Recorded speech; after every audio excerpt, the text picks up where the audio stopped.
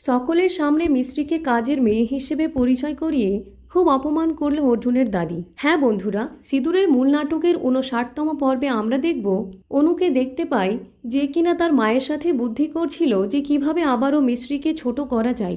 এজন্য সে তার দাদিকে পাঠিয়ে দেয়। তারপর দেখব দাদি এসে মিশ্রিকে বলতে থাকে, দেখো আজকের অনুষ্ঠান উপলক্ষে বাড়ি যত কর্মচারী ছিল আমি সবাইকে বাড়িতে পাঠিয়ে দিয়েছি বা ছুটি দিয়েছি, তাই সকল কাজ এখন তোমাকেই করতে হবে।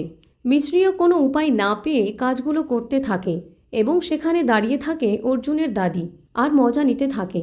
ঠিক তখনই আমরা দেখতে পাই আবারও মিশ্রির কাজগুলো বাড়িয়ে দেওয়ার জন্য অনু সেখানে ময়লা স্যান্ডেল পরে মেঝেতে চলে আসে, যার কারণে মেঝেতে অনেক দাগ হয়ে যায় এবং সেই দাগগুলো আবারও মিশ্রিকে পরিষ্কার করতে হয়। ঠিক তখনই আমরা দেখতে পাই যে সেখানে পরিবারের সকল সদস্য এসে উপস্থিত হয় এবং অর্জুনের দাদিকে বলতে থাকে যে গেস্ট আসার সময় হয়ে গিয়েছে। এই কথা শুনলে অর্জুনের দাদি মিশ্রিকে আবারও ধমক দিয়ে বলতে থাকে যে তাড়াতাড়ি সকল কাজ শেষ করো। অন্যদিকে অর্জুনের মা মিশ্রিকে এই অবস্থায় দেখে বলতে থাকে যে কে তোমাকে এসব কাজ করতে বলেছে, তোমার তো এখন তৈরি হয়ে আসা উচিত ছিল। মিশ্রি এতে বেশ অবাক হয়ে যায়।